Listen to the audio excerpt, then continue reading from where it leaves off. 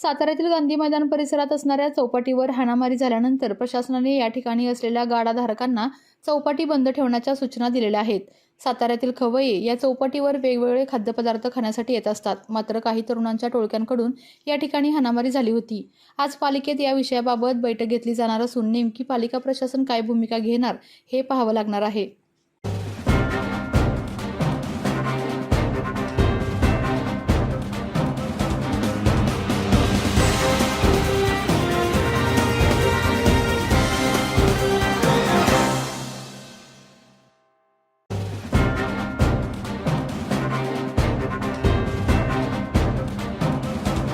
आपल्या तालुक्यातील जिल्ह्यातील बातम्या सर्वप्रथम पाहण्यासाठी आजच सातारा न्यूजला YouTube चॅनलवर सबस्क्राईब करा, लाईक करा, शेअर करा आणि बेल आयकॉन प्रेस करायला विसरू नका।